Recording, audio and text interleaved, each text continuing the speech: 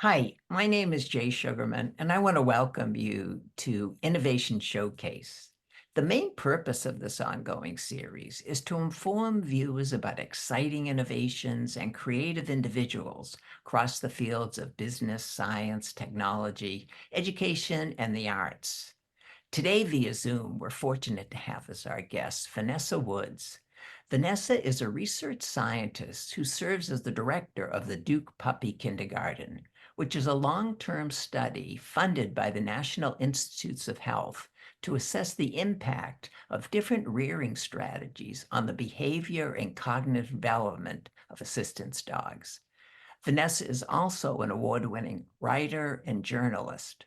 Her recently published book is called Puppy Kindergarten: The New Science of Raising a Great Dog, which was written with her husband, Dr. Brian Hare, who's a professor of evolutionary anthropology at Duke and the founder of the Duke Canine Cognition Center. During the program, we're finding out why and how the Cognition Center and Puppy Kindergarten came about and how they've grown, developed, and operate today. We'll also learn about the range of research projects they've been involved with and what have been some of their observations and findings to date. Let's start by meeting Vanessa and then hearing all about the Duke Puppy Kindergarten. Welcome. So delighted you're able to be here, Vanessa. Hi, Jay. Thanks for having me on the show. First of all, congratulations on the recent release of Puppy Kindergarten and the recent Netflix documentary, Inside the Mind of a Dog. I've learned a lot from both of them, eager to find out more and have you inform viewers. But before we jump right to that, I think it would be of interest just if you'd share a little bit more about your background, professional, academic interest, please. Sure. I'm a research scientist in evolutionary anthropology at Duke University, and we study, what it means to be human and also our relationship with those we share the world with. And a lot of the time, we are sharing the world with our dogs. Dogs are a fascinating species to study. They converge with us and differ from us in really interesting ways. And they're just involved in almost every facet of our lives. So it's a good place to be. Before we jump right to puppy kindergarten, since they're connected, just a few words of why and how the Cognition Center, Canine Cognition Center came about, please. So the Duke Canine Cognition Center, we started that in 2008, and the model was that we would study people's pet dogs the way that psychologists study children. So instead of having dogs in cages or in a lab all the time, 24/7, that they're since they are like people's kids, that people would bring in their dogs and we would play games with them for like 30 minutes, just like psychology study like Mhm. babies or human toddlers. And then at the end, they would go home. We've made a lot of fun discoveries there about, how dogs think and how they see the world, and how they relate to their humans. Terrific, terrific. And then what led to the puppy kindergarten? What was the inspiration for this initiative? The Duke Puppy Kindergarten was really trying to figure out how we can help graduate more service dogs. Because at the moment, we work with Canine Companions. They're the largest service dog organization in the country. And it takes like 2 years and like tens of thousands of dollars for each of these cute little puppies that you see behind me to raise them. And then, only about half of them graduate. So there are millions of people just in the US who could do with one of these dogs. The tasks they perform are extraordinary and the support. But there're just not enough of them. So our goal was to see if we could take a puppy at around, somewhere between 10 to 20 weeks old and really figure out if how likely it was that they would make it. And then, then the resources could be allocated towards, the puppy with a cognitive profile who is most likely to be successful. And I know we're fortunate to have some B-roll footage that will roll in shortly and hear some commentary. But before that, what went into the planning for the different tasks or how you're going to approach those research questions you just mentioned? We threw the kitchen sink at this one. We took every cognitive task that was developed that we'd used with like great apes, that they were all based, all these games we play are based on the ones that psychologists play with kids before they can talk. So it's a lot of like making choices and trying to like ask them questions without them having to talk. So I think we started with like 35 different tests, and in the end, we kind of like narrowed it, and it took like 4 days to run the test battery. But now we've got it down to about like 2 days, and there's kind of like, a good handful that we've really found are predictive of service dog success. How many puppies have been involved in the research so far? We have enrolled 101 puppies through the kindergarten, and half of them we raised on Duke's campus. So, half the puppies were raised just in a normal family home, the way you'd usually raise puppies, and the other half we raised ourselves with the help of, 600 undergraduates. Now, when you say, yeah, that's the point I wanted to lead to 600 graduates, because you say you raised them on the Duke property, that was incredibly intense, and the involvement of the Duke community was outstanding. A few words of how that was organized and what was involved with that, please. Well, I'm glad we didn't know what it would take when we went in, going into it, because I'm not sure we would have done it. But one of the questions we were really interested in was the impact of socialization on, puppy cognition. No one had really looked at that before. So, as we were kind of like assessing their cognitive profile, we wanted to compare puppies who were raised just in like normal family homes, who got like, like great socialization, with puppies who were super socialized. The Duke puppies, they went everywhere. They went to basketball practice, they went to the library, they went to the dining hall, they went to classes, so these puppies saw like thousands of people probably every semester. And, the idea was that, if you keep these experiences positive, would this super socialization condition have an impact on their cognitive performance? And just to skip ahead, what did you observe or come up with for some findings there? It did not. It did really nothing. It was not the puppies who were like super socialized didn't do any better or worse than the puppies who were just raised in family homes. So yeah, we think the message is a good one there, that you don't need, millions of dollars of funding and hundreds of undergraduates to help you raise your dog. Like, you and your family are enough. Great, great. And a good dog park to throw in will go a long way, I think, to raising healthy dogs for sure. I mentioned that we have some B-roll footage that you've been kind to provide us with, and we're going to see some of the tasks that have been involved over the research study. As we roll it in, please add any observations and commentary as far as the tasks and what we should note, please. Sure. So let's see. So this is done with the impossible task. We actually recommend that people play this game at home. It's super easy. So what you do is you just take a snap lock container, and then you show the puppy that you drop a treat inside it. Puppy what? And then you just lock it. So it becomes impossible because the puppy can't open it. And you'll see done here, he realizes what's happening, and then he starts making a lot of eye contact. Hmm. Making eye contact, he's asking for help. You see he's wagging his tail. He's like, "Won't you help me?" And then so, this is about how different puppies solve problems. So there are some puppies who will really just attack the container, and they'll just try and figure out the solution themselves. But you see just all the icon, oh, now Dun's looking at me. He's like, wait, you can help me then. And then after like 90 seconds or so, or 30 seconds, you just give the treat to your dog. And so that's a POV from It's trying to make. behind. And so we actually found that puppies who play this game for 5 minutes every 2 weeks make double the amount of eye contact as puppies who Wow. didn't. So that's like a great game to play with a dog of any age. Good to know. So in this one, what Morgan is doing is she's hiding a treat. So Dunn didn't see where it went, and then Morgan gives him a clue. And Dunn uses that clue to find the treat. So the surprise is that our great ape cousins, chimpanzees and bonobos, they can't do this. They can't use a clue Huh. that you provide to find food. Here we go. She's doing it again.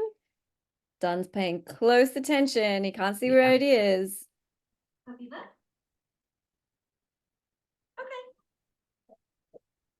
And again, he's using that marker to find the food. Mm. So this is very similar to what children do when they were about 9 months of age. This is one of the first cognitive skills that comes online for them, is they're able to use cooperative communicative gestures in order to find things, learn different people. You can point things out to Mm. a young baby and they'll start to follow your cues just like that. This one is a task of self-control. So Dunn actually has solved this one. So he can sort of like see that there's open ends and he knows that both ends are open and he has to control himself from like just bumping into the cylinder. Yeah. And Dunn is actually really good at this. Oh, Yeah. bumped it around. Oh no, he can't find it. There he goes. Yeah, there we go. He's got it eventually. So these are just some of the cognitive games that we play to see how they think and how they act. This one is a funny one. It's like a robot cat. Her name is Kitty. And this is like we're just trying to see how dogs react to new and surprising things that they've never seen before. So, so Dunn is really interested. He really wants to play. There are some puppies who are really nervous. They're just like little kids. Like some kids are really nervous when you show them something strange. Some of them are like really confident, like Dunn. They want to engage, they want to play. So yeah, all puppies are different, and we just kind of like use the same tasks with every puppy to see the individual variability in how they respond. And this is another temperament test. It's the stranger test. Mm. So Morgan is dressing up like a strange person. He won't be able to recognize her.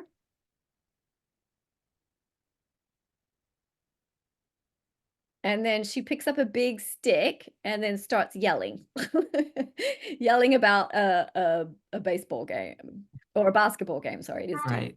The rivalry. Yeah, that's right. So she'll come in and then you can't hear her, but she'll be yelling. She'll be like, "What? I can't believe you thought this was a bucking fowl." So you see, Dunn is like quite excited. He does not recognize her. He's barking. Just kind of looks pretty scary. And then at the end, she says, "Oh, puppy!" And then he immediately comes over and starts hugging and kissing her. So that's one thing about the canine companions puppies is that they're really attracted to strangers. So you see, there was no aggression there. There was no, not very much fear. He was like, "Hey, what's happening? Who are you?" But then after, the stranger sat down, then he was all about like approaching her and hugging her. So that's like really a difference between service dogs and pet dogs, is that pet dogs can really vary in their reaction to strangers, but almost universally we found that the service dog puppies were attracted to strangers. What's involved after the experience of the kindergarten for service dogs to be ready to actually work with various clients?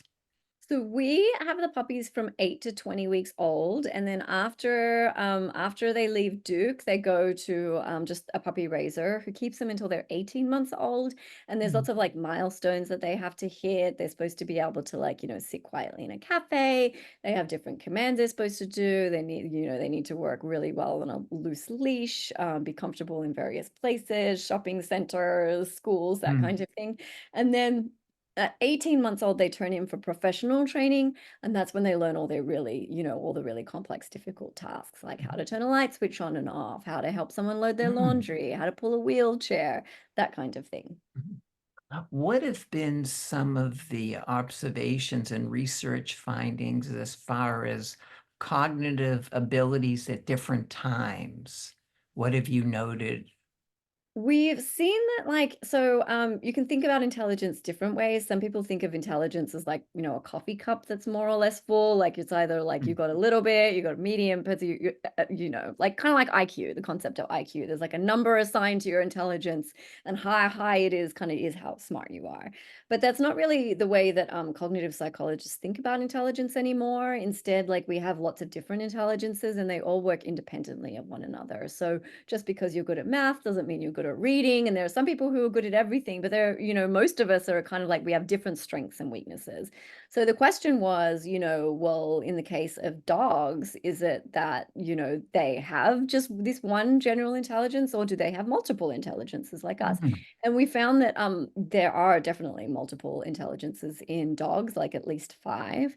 And by studying puppies and the way they develop, we've been able to figure out like when these different intelligences emerge. Because, it could be that they, like they just come on, boom, they're just there.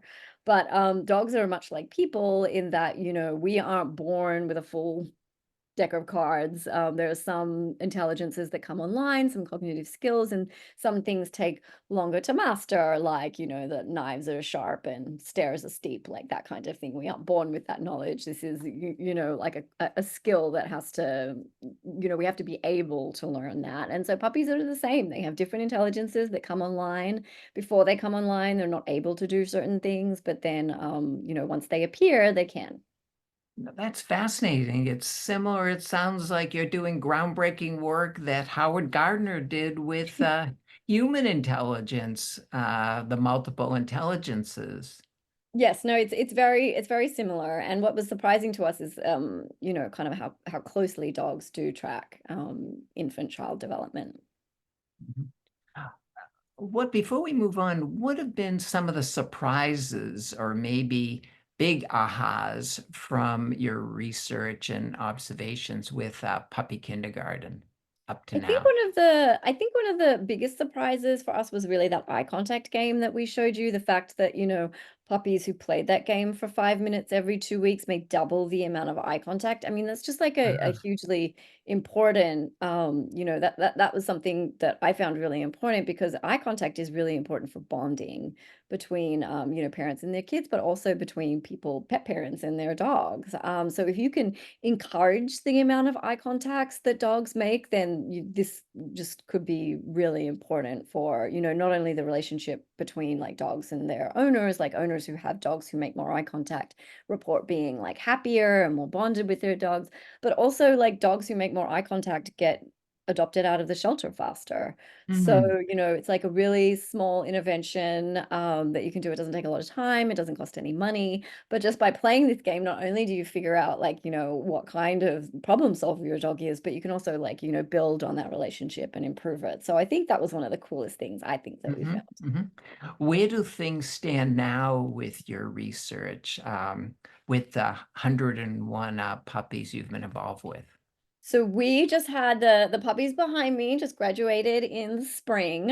So we need to follow them now. So we test all the dogs that have been through our program, or we try and test all the dogs that have been through our program just before they turn in, and then as they graduate, to see if they make it or not. So we'll have to wait until I think May this group of puppies turns in, and then we'll test them again to see how they perform, and then we should have all the data on everyone to sort of like match their cognitive profile to their chance of success.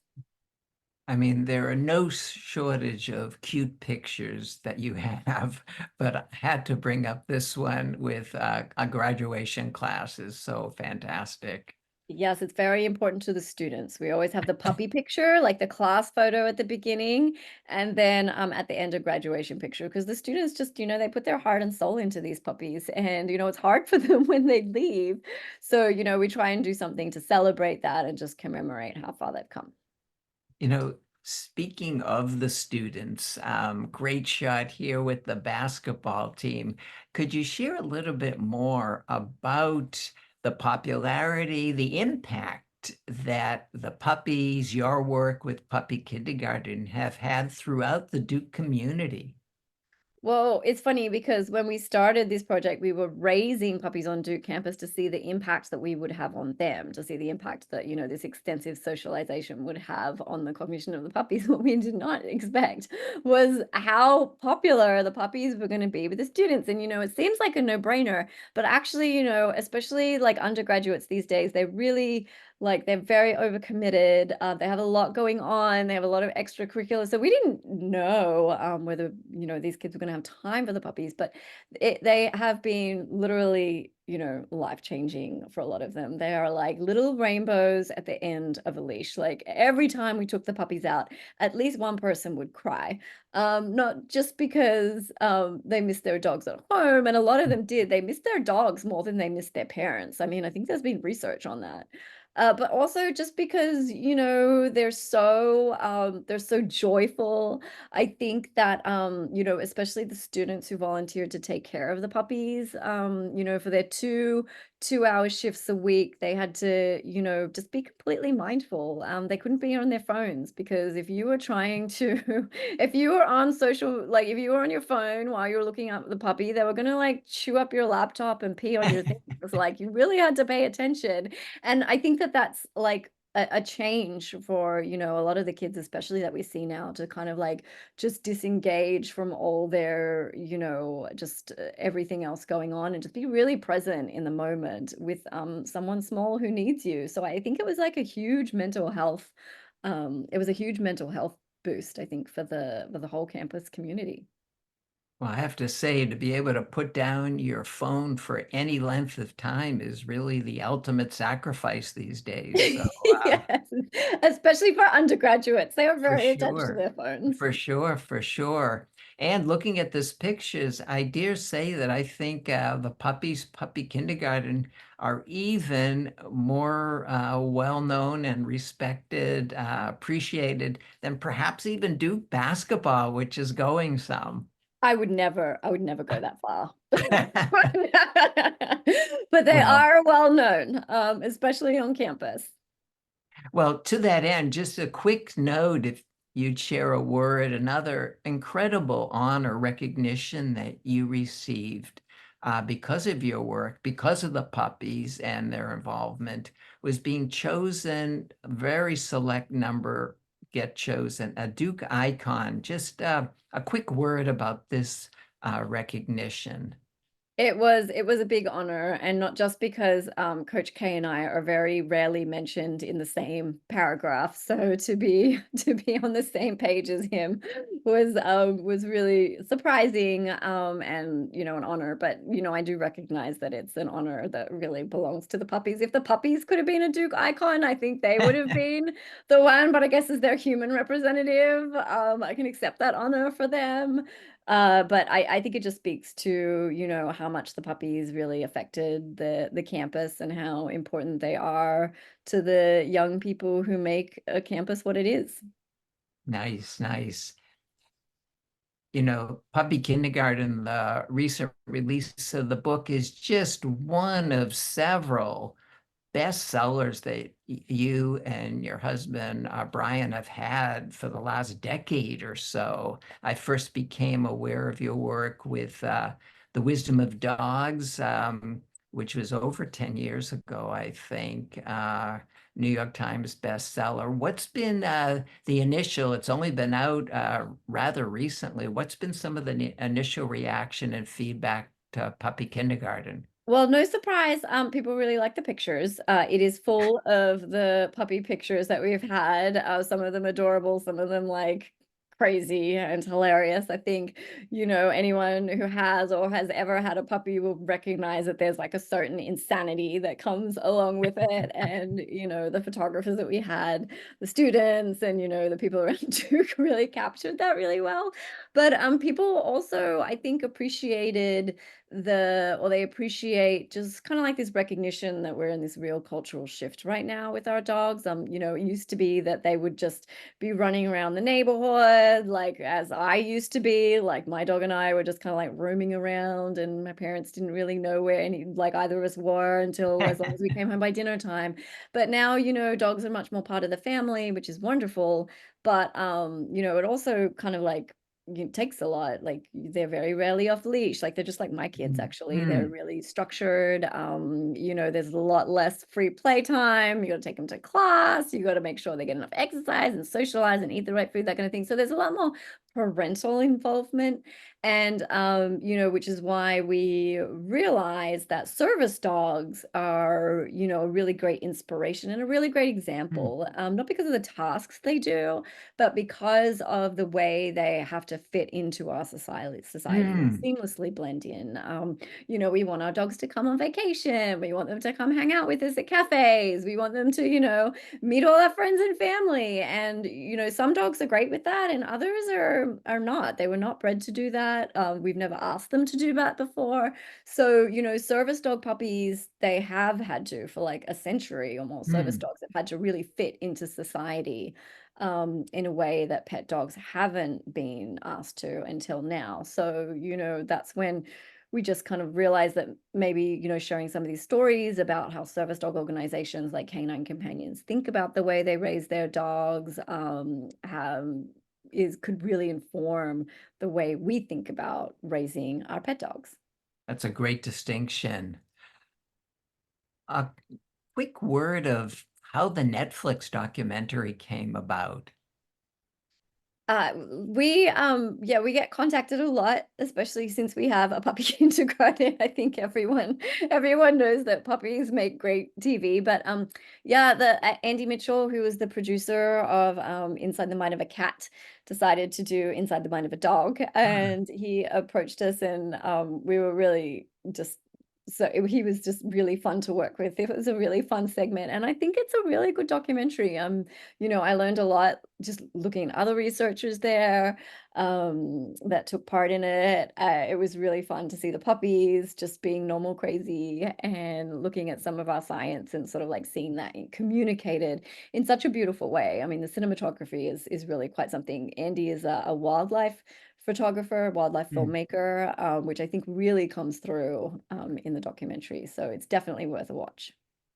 For sure, for sure. Highly recommend it. In closing, where do you and others stand with your work, current and upcoming projects, please? Well, at the moment, we are just kind of tracking the puppies and seeing where everything falls. The holy grail of the research that we're doing is not to just figure out, whether puppies who run through our games would make a good service dog, but to really kind of figure out what they would be good at. So, the ideal at the end of the rainbow is that we take a puppy at like 10, 12 weeks old or 14 weeks old, whenever we feel comfortable that all these intelligences have emerged and matured. And we run them through our series of games. And at the end of it, we can say, well, this puppy is actually going to make a really good hearing Mm, dog, mm, or this puppy is really going to be good for a kid with autism, or this is be a really good military dog, like mm. the one over there that looks kind of like freaked out, that's Neutron, and we're raising him right now. And he was not good at any of the cognitive tasks, except he has excellent odor detection. So Mm. he was like the best of basically, all the puppies that we tested. And so, he's just a great example of like, is he going to make it as a service dog? And it's not looking good from the way he performed. But, is there a job that he would be really good at? And so, just kind of like this early career aptitude placement, I think would be really beneficial to a lot of people and a lot of working dog organizations. Well, there's so much going to take away from your insight today, but that range of intelligences really strike me. Look forward to reading more about that. But unfortunately, Vanessa, we've come to the end of our program. Thank you so much again for taking the time and informing us about the fascinating work you and your colleagues are doing at Duke. No worries. Thank you so much for having me and the puppies on the show, and hopefully we'll see you again. Wonderful. Continued success with future endeavors. Thank you. Also want to thank those of you watching for joining us and hope you'll be able to tune in next time.